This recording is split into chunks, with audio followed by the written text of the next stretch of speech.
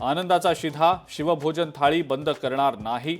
उपमुख्यमंत्री आणि अर्थमंत्री अजित पवारांचं लेखी उत्तर.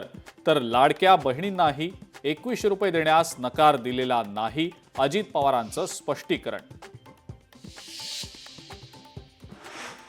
राज्य मंत्रिमंडळाची विधिमंडळात बैठक सुरू. छत्रपती शिवाजी महाराज जयंती निमित्त काही विशेष निर्णय होणार का याकडे लक्ष.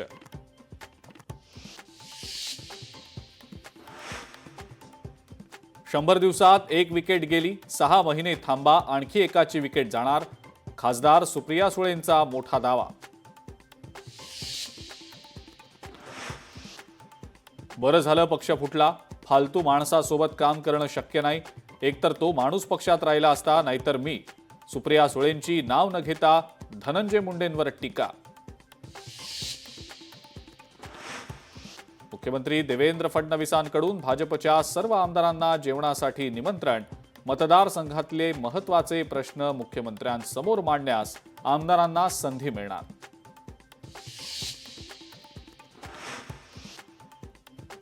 लोकशाही मराठीच्या बातमीची विधान परिषदेचे विरोधी पक्षनेते अंबादास दानवेंकडून दखल.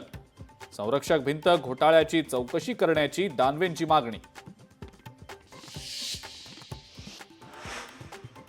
राज्यभरात शिवजयंतीचा उत्साह. भिवंडीतल्या शिवरायांच्या मंदिराचं फडणवीसांच्या हस्ते उद्घाटन. राज ठाकरेंच्या हस्ते शिवरायांच्या पुतळ्यावर पुष्पवृष्टी. तर उद्धव ठाकरेंच्या शिवसेनेकडून मुंबईत विविध कार्यक्रमांचं आयोजन.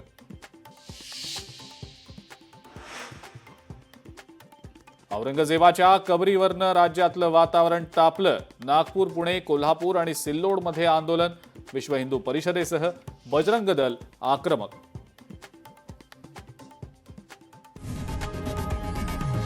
लोकशाही मराठी ऐका, पहा, जागरूक रहा.